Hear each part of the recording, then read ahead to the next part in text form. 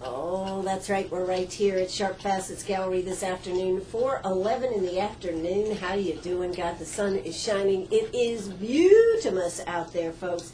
I tell you what, if I could be outside, I certainly would like that, but I have a very special treat for you today. Today we're going to be talking to Barbara Hinkel. She does live over there in McCormick, and a most interesting person. Grew up in Africa. And then from there, the story just continues and continues. I certainly hope you're going to enjoy it. Not only did she grow up in Africa, went to some very interesting schools we're going to talk about, she also started her own etiquette business, something that you wouldn't think would be as needed. I think it's needed, but a lot of people have thought that, well, that's kind of passé, but Barbara will tell you they're hungry for that knowledge. So Barbara Hinkel, how are you doing today?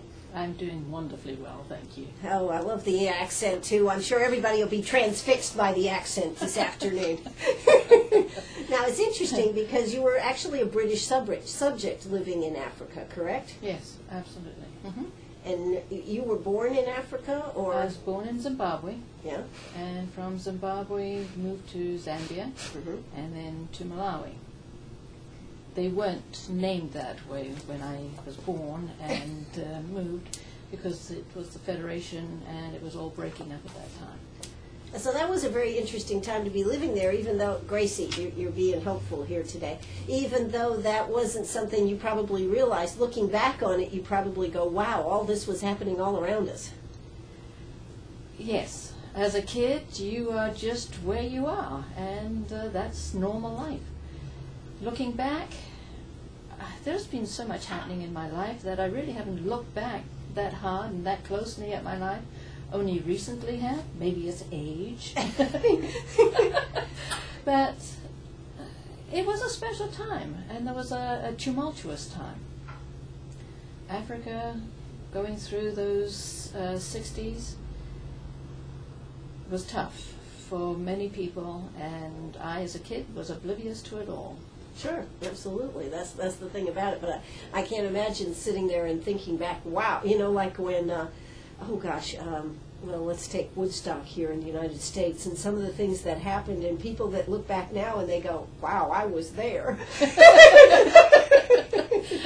Well, you mentioned Woodstock, but over in Africa, we were 50 years behind the times there, so listening to the music of what was happening in America just didn't get to us for quite a few years. Yes, but you actually, after living in Africa, you went to school back in England, correct? Yes, I did. Yes. I did.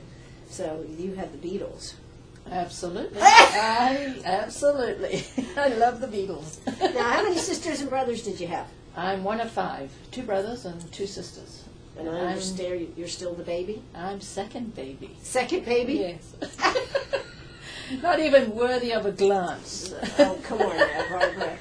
Now, you have done so many exciting things, and one of the exciting things is, for those who have been able to see Barbara's house, what a fabulous treasure trove it is of African art and African artifacts. I tell you what, that has to be fascinating to have collected all these things.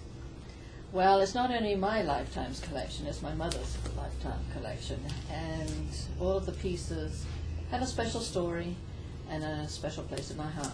Yeah. But it has to have been, did you build the house around the artifacts? That's what I need to know. No. Only the drum. Only the drum, yeah. Now, some of these pieces, of course, you said goes back to your mother. What did your mother do? Well, raised 5 children? Raised 5 children, yes, absolutely. She was of that era. And she and father got married in 1938 after a very long engagement. Father had graduated from Cambridge when the Depression was on. Mm-hmm. And he went to Africa seeking work and joined a brother out there. Had a terrible, terrible car accident where he went through the windscreen and broke both his femurs. Oh.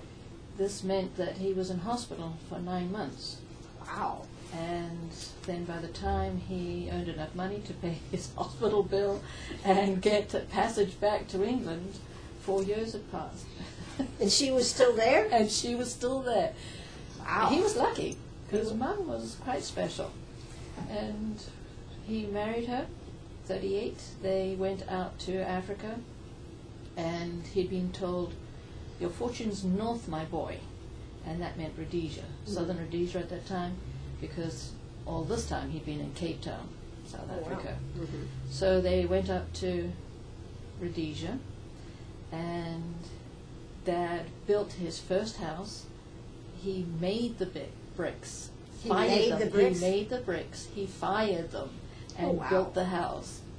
I mean, that seems like that's 100 years ago. I had this lovely photograph of him with this metal wheelbarrow. And he's got his shorts cut off, and that's where they had very short shorts, the men. The swimsuits were totally covering the body, but the shorts were very short. Right. And his shorts are tied up with a piece of string, and he has on a vest. It's what they call these days a wife beater, I think. A wife beater, okay. And my brother, as a baby, is in the wheelbarrow. And You there's showed me that Father. picture. You Yes, showed me that I picture. think Yeah, I probably yeah, did. yeah. And there's Father, they're building. He was always building something.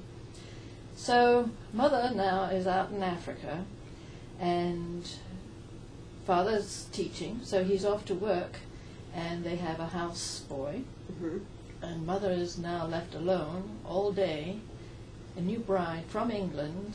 But she felt a little out of Having place. not seen many black people before, she locked herself in the bedroom all day until Father came home. Can you imagine living like that? No, I Anyway, can't. she got over it and came to be quite strong in herself and have a lot of chutzpah and be able to manage a house. And That sounds like a everybody in it movie. running. Sounds like a movie I've seen, actually, Barbara.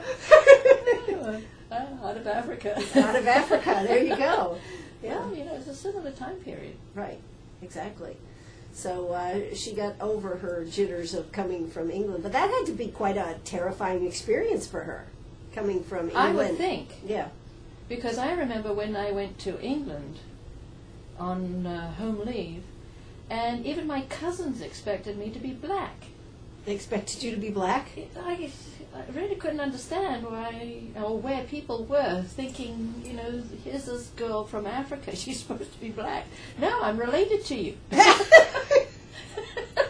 That should have been very interesting. Yeah, the freckles are there. The freckles but are there. never were able to make them join up and give me a beautiful tan.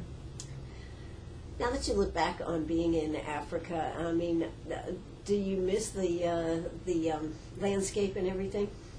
Africa gets under your skin. You do. You always hanker to visit. I don't want to live there again.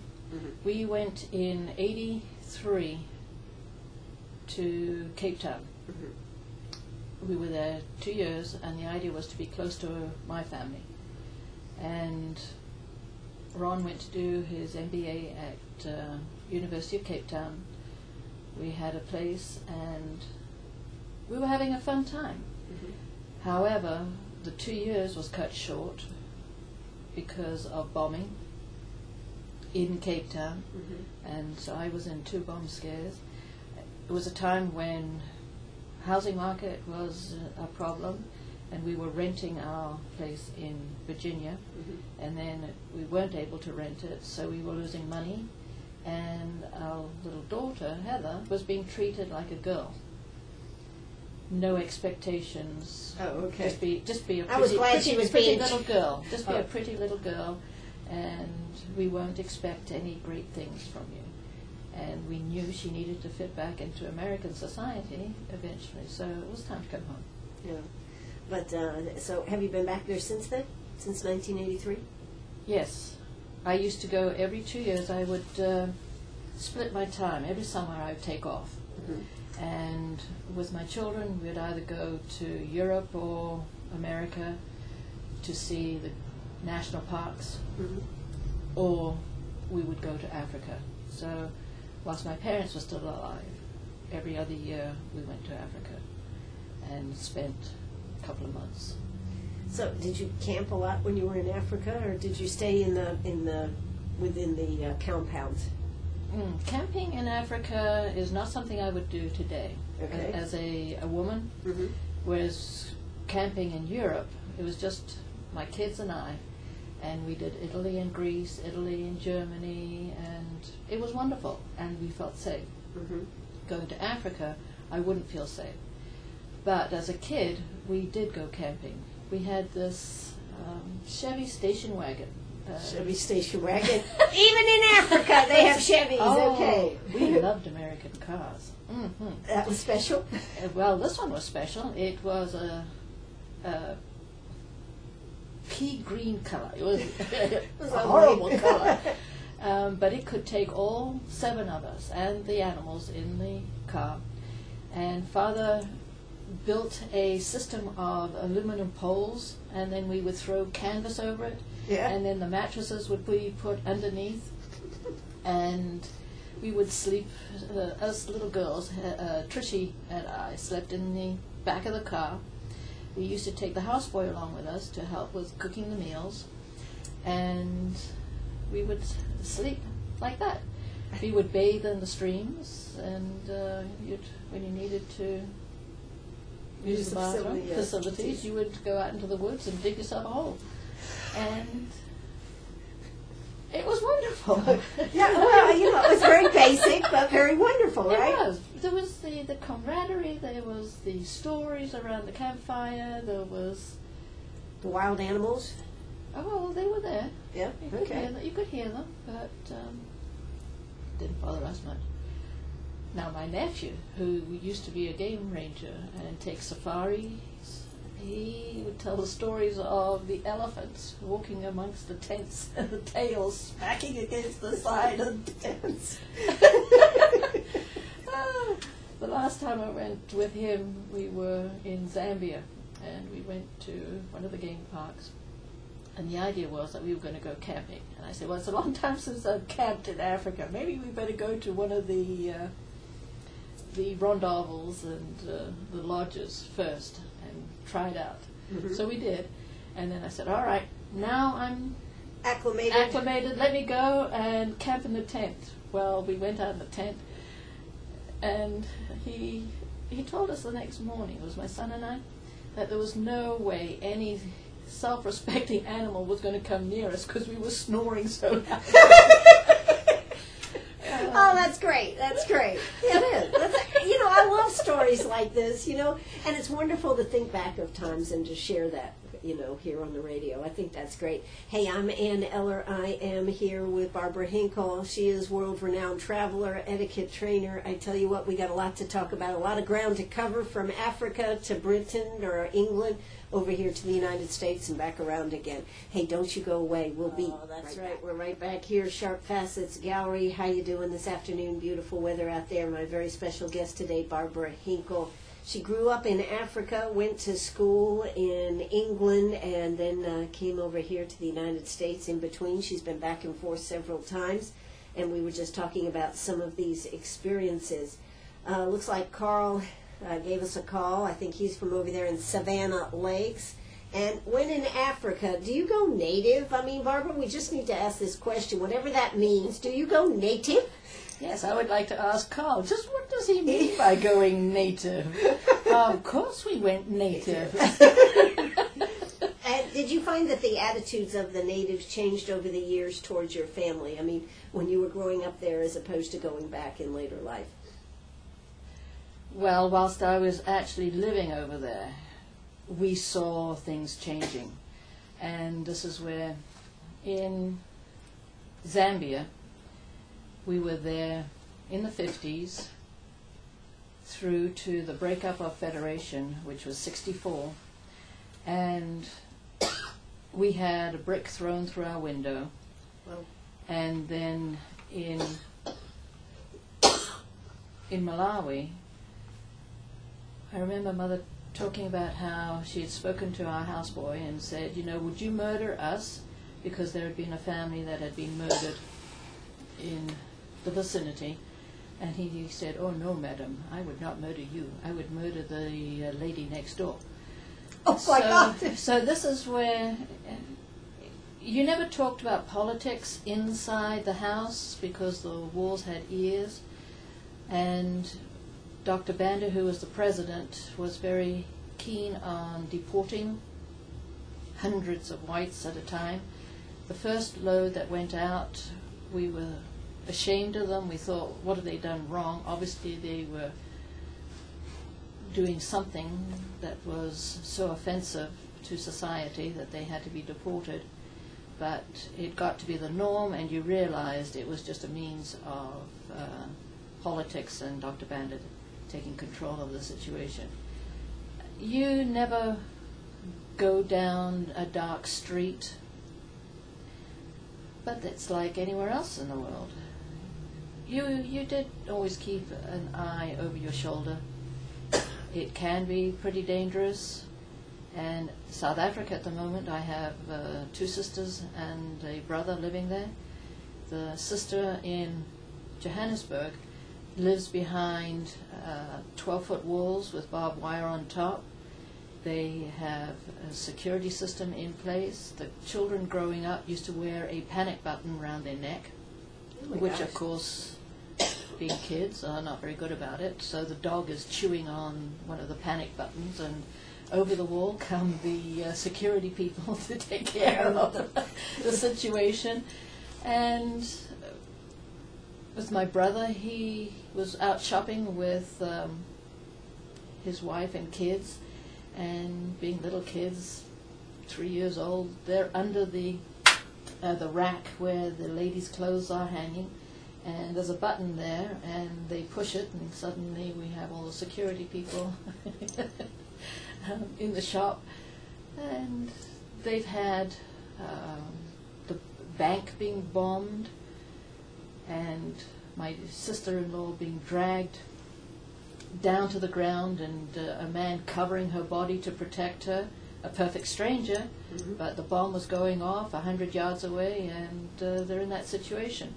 So the last time I was visiting, my son and I went to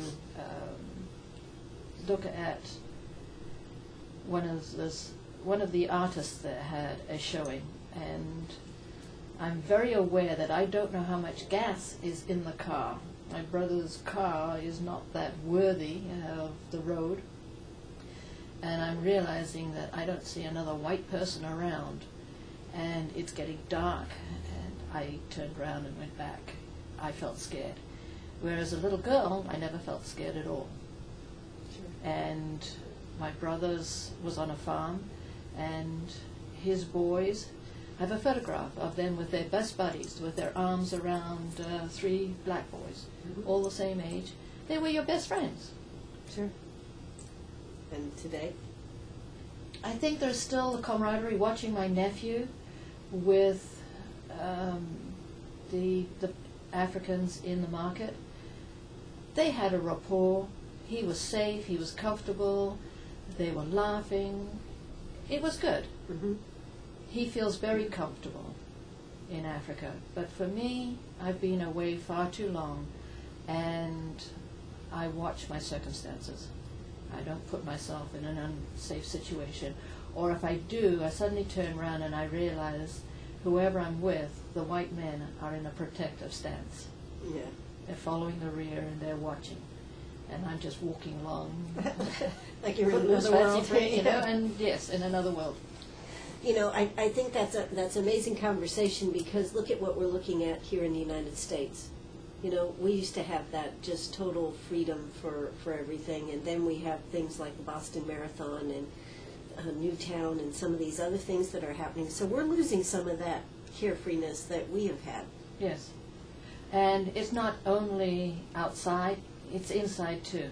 Because with technology today, our kids are being exposed to all sorts of things that if we don't keep an eye on them, you're right, we can end up in awful situations.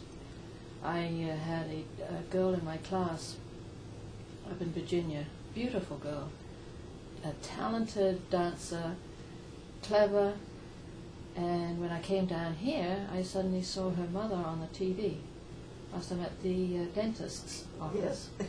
I thought, I recognize her. And I was right.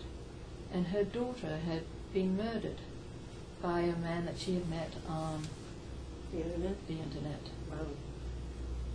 It's a different world, isn't it? It really is. It's a different world. We talk about it being a different world here in the United States. It's even more different, I think, than in Africa. And probably they've been dealing with this, the external, a lot more. The internal, as you call it, the internet and everything, certainly is changing the world that we live in tremendously. Life is cheap, unfortunately, in Africa. And when I was growing up, it was not black on white, it was black on black.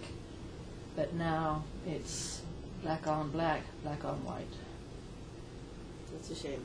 It is a shame because I know Africa is such a beautiful country. And the people are so gentle. But when you think of situations like the Hutu and the Tutus and situations like that, it's horrendous. Absolutely. This is genocide. Yes, it is. Absolutely. Hey, I tell you what, I'm here with Barbara Hinkel. We are going to hear a word from our sponsors, and we'll be right back. Don't you go away. If you've got a question for Barbara, don't hesitate to give us a call. 229-7984. That's 229-7984. Are you a pirate or a pack rat? Do you have a vacation of a lifetime sitting in the attic? Or a college tuition hung on a wall? Or is a fabulous retirement hidden in your jewelry box? Bring those items to Sharp Facets Gallery. We can establish value and buy from you or sell for you. And so ends another chapter at Sharp Facets Gallery, 72 Bypass, and on the web, sharpfacets.com. Oh, that's right. We're right back here at Sharp Facets Gallery. Barbara, I just need to ask you, I mean, you grew up there, you were born there, you weren't a missionary, correct, over there?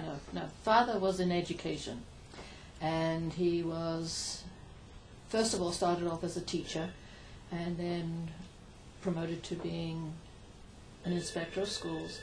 And then when the Federation was forming and that, he was supposed to be the new Secretary of Education. But everything was all falling apart, and he went to Zambia and was headmaster. No, he was in education. He was in education. And then he was a headmaster at a high school, is that right? Yes. There were two schools. There was Jean Rennie and Gilbert Rennie. Gilbert Rennie was an all-boys school, and Jean Rennie, an all-girls school. And Father was headmaster of Gilbert Rennie. And we lived on the property at the school. Fascinating stuff. But how did you get to England now? Now we got to move on. How did you get to England? So you were growing up there, and then what happened? All right. So I was born in Rhodesia, southern Rhodesia, moved to northern Rhodesia that had now become Zambia. Then the Federation was breaking up. We went to Malawi and signed an emergency list to be evacuated if problems arose. And that's where I went to high school and did my O-levels, and then I had to go to England because there was no further opportunity to be educated. So I went to... They didn't have colleges? No. No? I mean, no. No. And it's quite normal for an 8-year-old to be sent to boarding school. For those who lived on farms, the kids were packed off and sent to school. It was part of being a colonial Brit. And so I went to England and went to a fabulous school in England. And to do my O-levels and further education. Was this the one where Princess Anne went to school? It was the sister school. Sister school. Wickham Abbey. Benenden is where Princess Anne went to school, and it was our sister school. The indication is that that's the level of people I was mixing in. And so how did you feel being separated from Africa, growing up in Africa? By the way, I got to ask you, were you always barefoot in Africa? I mean, I need to ask these questions. Yes? You didn't wear shoes? Did. Yeah. No. Yeah. You didn't. You were out there running around just like all the African children, barefoot. Okay. In fact, I had my first coat when I went to England. First coat? Yes, I never needed a coat. Yeah. So when you went to England, how old were you then? To go to school? To go to school. 16. 16. Because we had to go back to England, the home of domicile, every 2 years. as a patriot, expatriate. And so to go and stay there, I was 16. Okay. And that's when I went to school at... So buying shoes and everything must have been a great experience. Oh, yeah. And I tell you, you know this program about Selfridge, Mr. Selfridge, that's on PBS at the moment? It's wonderful. And I'm seeing this show and thinking, I had to go to Selfridges. In fact, you still do. That is a department store there. That's I've right. been to that department That's right. store, yes. But Wickham Abbey insisted you went to Selfridges for your school uniform. Okay. And it was wonderful. Yeah, but how'd you feel about wearing shoes? If you'd never worn shoes all your life, I mean, that had to be an experience here now, Barbara. Well, I did wear shoes on occasion. Oh, okay. It was just during the daytime you ran around barefoot. But Okay. when you went out, you did wear shoes. Okay, just checking here. Because I was thinking 16 years old and putting your feet in shoes, that might have been a little difficult. I had shoes. Yeah, They shoes. were cute, pointy little white ones with little heels. So you went to school there, and what was the intention? What were you thinking about doing at that point? To further my education. Well, this was not my idea. This was the parents. I loved being at home. I didn't want to go to school. I didn't want to leave the country, and that's where I would have been sent earlier if I hadn't created a hullabaloo every time it was mentioned, and the drama and the tears. So Not you. You could not have created drama. oh yes, every girl knows how to create drama. It's an innate being. Right, exactly. So eventually I had to go. Mhm. And this is where, what was it I wanted to do? Mhm. Computers had only just come on the scene. These huge monstrosities. Sure. And I did think about doing computers, but I'm an outdoor girl. I really like being in the outdoors. So I'm also very, phys ed is my background, Mhm. into all the sports, and I was good at it. Mhm. So I was thinking of being a physiotherapist, thinking of doing ballet for the Royal Academy of Dance, and it came down to being a teacher, and that's where...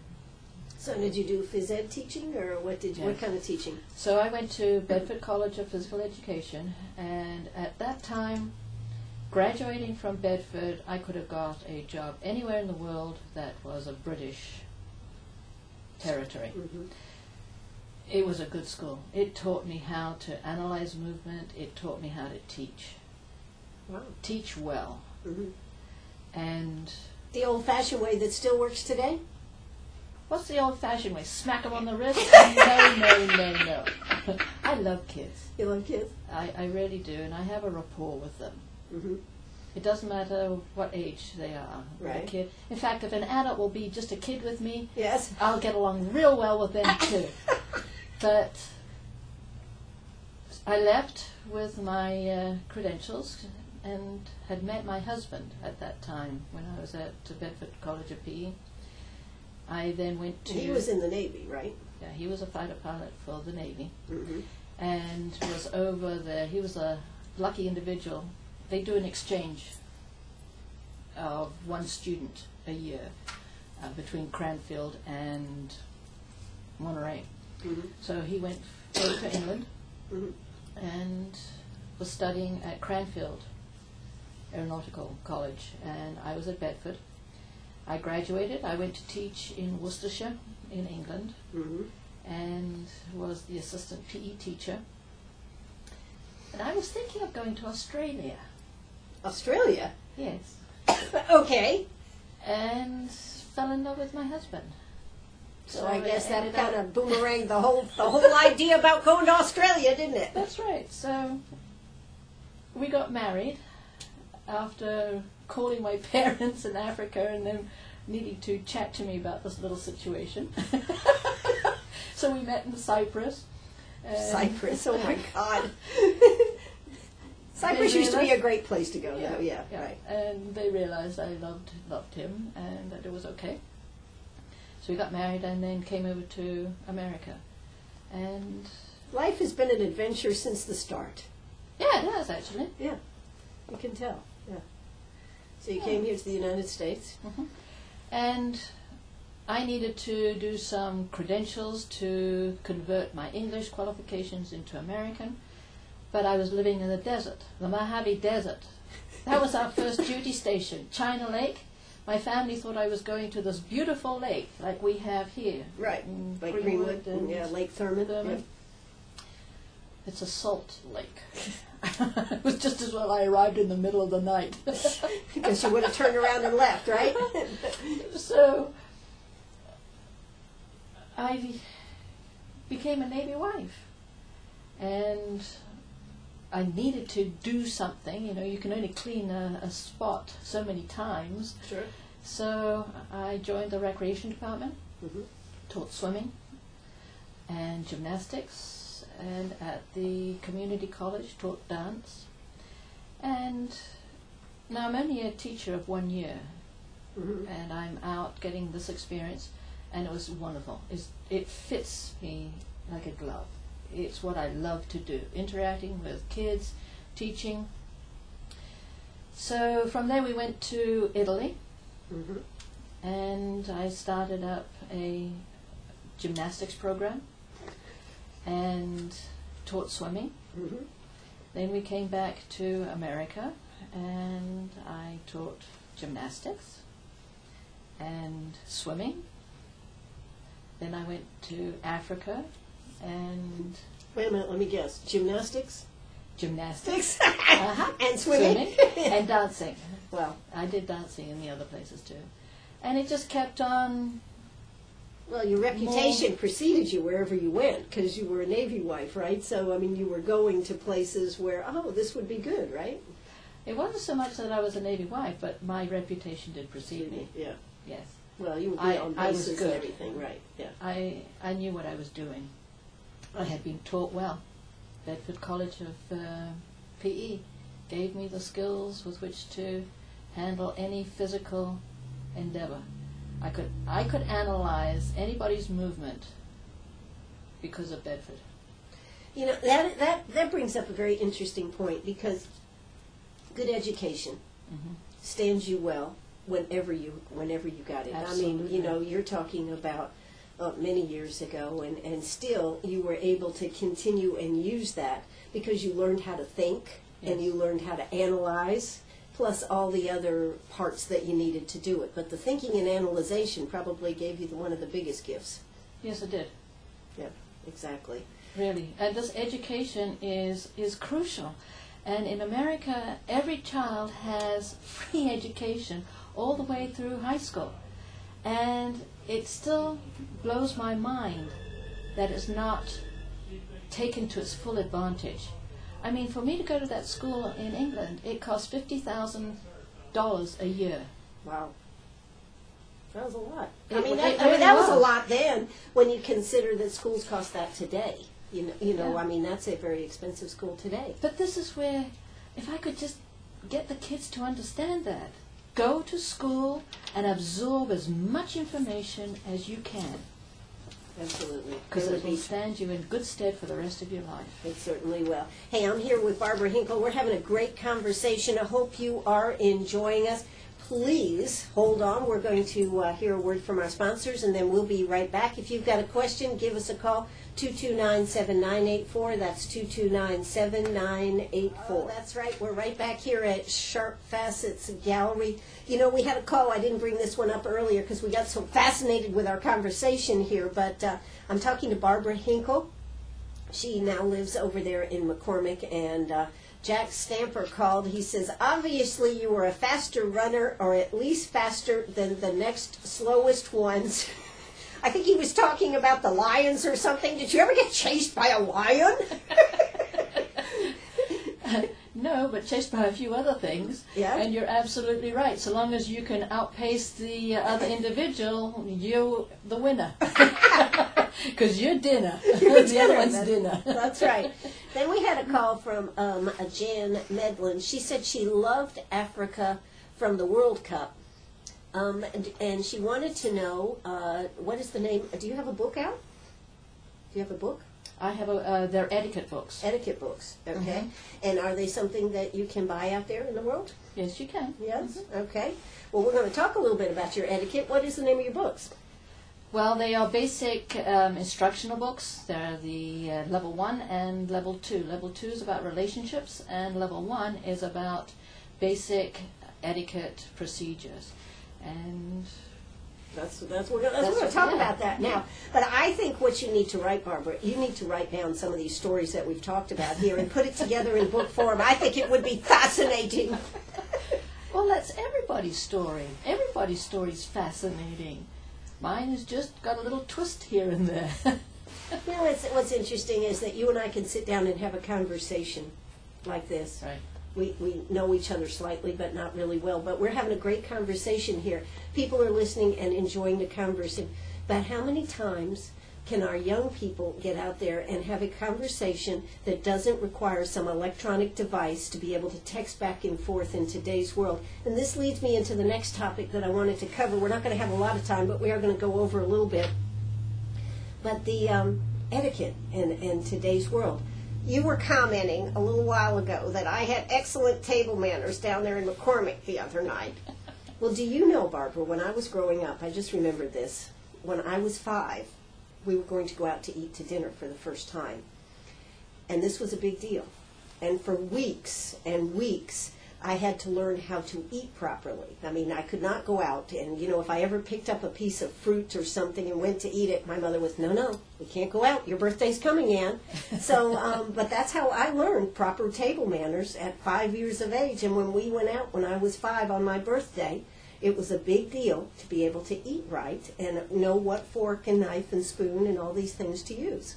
You're absolutely right. In fact, out of a necessity, I designed a knife and fork so that a child could hold a knife and fork correctly, where they would put the index finger on the top of the implement at the junction of the blade and the handle. Right. The same for the fork, and cradle the handle in the palm of the hand. The idea being able to flip it over and be able to impale the item, cut it, Impale! transfer it to your mouth, Right. without attacking the food, without invading your neighbor's space.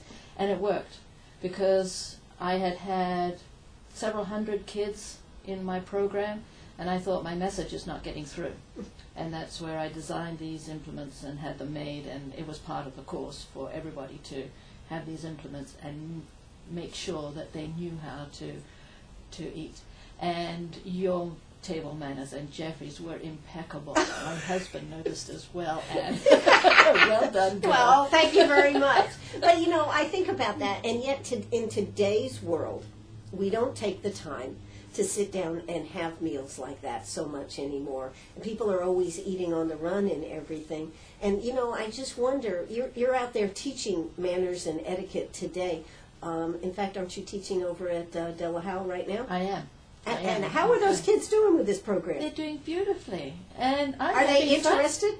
They're listening. They're listening. They really are. Yeah. And they're giving me the information back. I get 80 to 85% of the answers correct when I give them a test every week. Mm-hmm. And I'm proud of them. Sure. Kids are kids, and these De La Halle kids are beautiful. They're just like kids I was teaching up in Virginia. So the bottom line here is everybody can learn? Absolutely. I think everybody wants to learn, because this is the means to be able to have a deep and meaningful relationship. Just take the table manners.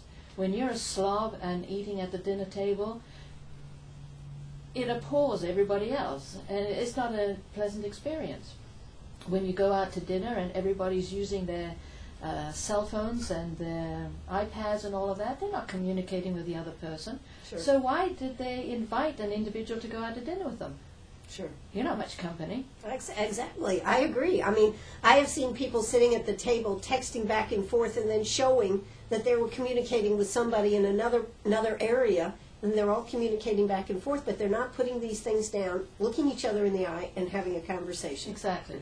And this is where, a few years ago, I was out with a friend. We were having a weekend. I was working up in Virginia, This is WCRS right here in Greenwood. Go ahead, Barbara. Had to do that. Sorry. I was up in Virginia, and I was out with my friend for the weekend. We'd been able to manage to get a weekend to go and sightsee. Mm-hmm. And we went to the special restaurant, and we were ordering our meal.